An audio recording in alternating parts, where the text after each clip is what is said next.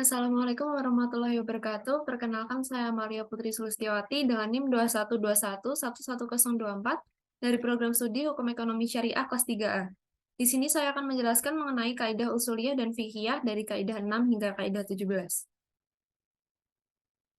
Yang pertama ada kaidah ke-6, yaitu kaidah al-ijtihad la yunqad bi al-ijtihad. Pengertiannya yaitu ijtihad tidak dibatalkan oleh ijtihad. Dasar hukumnya yaitu Umar radhiyallahu anhu berkata bahwa ketentuan hukum yang pernah aku cetuskan itu adalah atas keputusanku. Sementara ini ketentuan hukum yang baru adalah hal yang sekarang aku putuskan.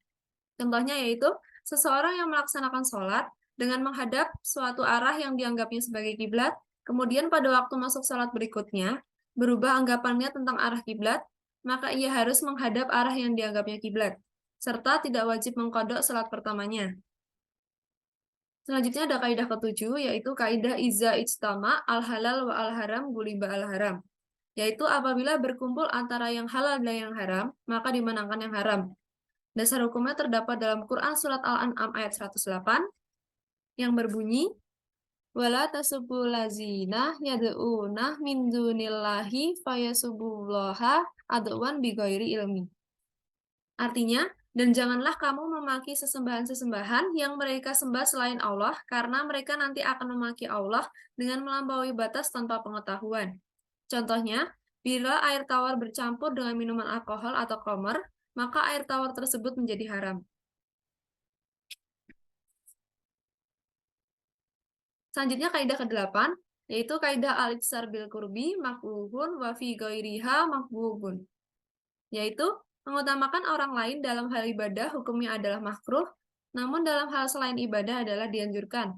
Dasar hukumnya yaitu seandainya kalian tahu mereka mengetahui keutamaan yang terdapat pada shaf yang terdepan, niscaya kalian akan menjadi undian. Dalam hadis riwayat Muslim 432. Contohnya, seseorang meminjamkan pakaian miliknya yang hanya sepasang kepada orang lain ketika telah memasuki waktu sholat, sehingga dirinya sendiri tidak bisa ikut melaksanakan sholat. Kaidah ke-9, kaidah at-tabi'u tabi'un, yaitu pengikut itu hukumnya mengikuti sesuatu yang dia ikuti. Dasar hukumnya, hadis Rasulullah SAW, beliau mengatakan bahwa sesungguhnya imam tidaklah dijadikan sebagai imam kecuali untuk diikuti, atau muttafaqun alaih. Contohnya, makmum ketika sholat harus mengikuti gerakan imam dan tidak boleh mendahului imam. Selanjutnya kaidah ke-10, yaitu kaidah tasarruf al-imami ala ra'iyati manutun bil maslahah. Pengertiannya yaitu tindakan imam terhadap rakyat harus dihubungkan dengan kemaslahatan.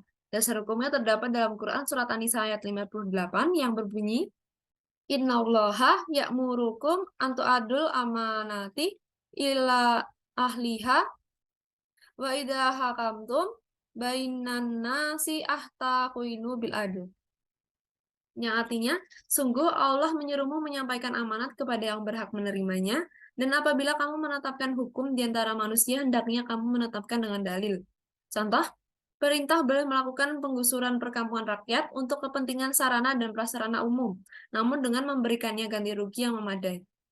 Selanjutnya, yang ke-11, yaitu kaidah al-hudud tasqutu bisyubhat, yaitu hukum-hukum itu gugur karena syubhat.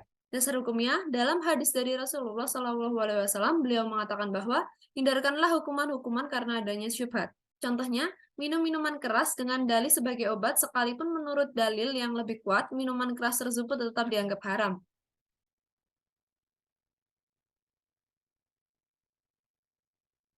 Selanjutnya, kaidah ke-12, yaitu kaidah al-huru la yadkhulu tahta yadi, yaitu orang merdeka itu tidak masuk di bawah tangan atau kekuasaan.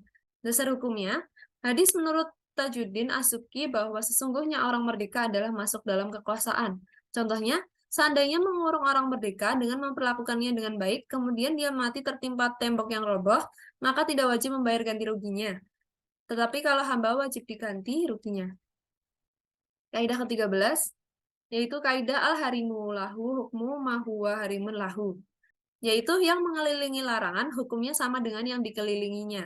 Dasar hukumnya, yang halal telah jelas dan yang haram telah jelas, dan di antara keduanya ada masalah-masalah mutasyabihat yang tidak jelas hukumnya, dan yang kebanyakan orang tidak mengetahui hukumnya. Maka barang siapa yang menjaga diri dari syubhat, berarti ia telah membersihkan agama dan dirinya. Dan barang siapa yang jatuh ke dalam syubhat, berarti dia telah jatuh kepada keharaman. Seperti seseorang pengembala yang mengembala di sekitar pagar dari larangan, dikhawatirkan akan melanggar atau memasuki ke dalam pagar. Hadis riwayat Al-Nu'man bin Bashir. Contohnya yaitu, diharamkan memakan bangkai, darah, daging babi, maka diharamkan pula untuk memperjualbelikannya atau memanfaatkannya. Apabila bangkai, darah, daging babi itu diperjualbelikan, maka harga dari jual beli tersebut adalah haram hukumnya. Kaidah ke-14 yaitu kaidah idzajtama amrani min jinsin wahidin walam yahtalif maksudu huma fil aqari galiban. Pengertiannya yaitu, apabila dua jenis ibadah sejenis berkumpul, maka pelaksanaannya digabung dan cukup dengan melaksanakan salah satunya, jika keduanya mempunyai maksud yang sama. Dasar hukumnya, dari Umar bin Al-Khattab radhiyallahu anhu, beliau berkata, segala amal itu tergantung niatnya, dan setiap orang hanya mendapatkan sesuai niatnya. Barang siapa hijrahnya karena dunia yang ingin ia raih, atau karena seorang wanita yang akan dinikahinya, maka hijrah itu kepada apa yang menjadi tujuannya. Contohnya yaitu, jika seseorang menyimak bacaan Al-Quran dari dua orang, dan keduanya sama-sama membaca ayat sajdah, maka cukup baginya melakukan sekali sujud tilawah saja. Kaidah ke-15 yaitu kaidah ikmalul kalam aula bin ahlihi, yaitu mengamalkan maksud suatu kalimat lebih utama daripada menyia-nyiakannya. Dasar hukumnya yaitu membuat dasar itu lebih utama daripada memperkuat.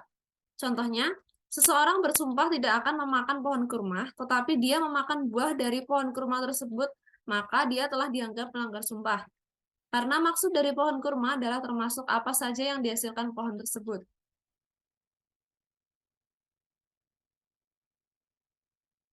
Selanjutnya kaidah ke-16 yaitu kaidah al-kharaju bidoman. Pengertiannya adalah hak mendapatkan hasil disebabkan oleh keharusan menanggung kerugian. Dasar hukumnya dari sahabat Aisyah radhiyallahu anha bahwa seorang laki-laki membeli seorang budak laki-laki, kemudian budak tersebut tinggal bersamanya selama beberapa waktu. Suatu hari sang pembeli mendapatkan adanya cacat pada budak tersebut. Kemudian, pembeli mengadukan penjual budak kepada Nabi Shallallahu Alaihi Wasallam dan Nabi pun memutuskan agar budak tersebut dikembalikan. Maka penjual berkata, "Ya Rasulullah, sungguh ia telah mempekerjakan budakku." Rasulullah Shallallahu Alaihi Wasallam bersabda, "Keuntungan adalah imbalan atas kerugian." Hadis riwayat Abu Dawud. Contohnya, orang yang menggunakan modal riba dari koperasi atau bank, maka ia boleh memanfaatkan keuntungan dari usaha tersebut, karena jika usahanya bangkrut, ia menanggungnya bukan ditanggung oleh pihak yang memberikan pinjaman riba. Kalau ia menanggung resiko demikian, dialah yang berhak mendapatkan keuntungan. 17. Kaidah al-khuruj min al-khilaf mustahab, yaitu keluar dari khilaf itu diutamakan. Dasar hukumnya, hadis Rasulullah Shallallahu Alaihi Wasallam, beliau mengatakan bahwa maka barang siapa menjaga diri dari syubhat atau tidak jelas hukumnya, maka ia telah mencari kebersihan untuk agama dan kehormatannya. Contohnya, disunahkannya mengusap seluruh kepala saat wudhu, keluar dari khilaf ulama yang mewajibkannya. Sekian penjelasan dari saya. Apabila ada salah dan kurangnya, mohon maaf. Wassalamualaikum warahmatullahi wabarakatuh.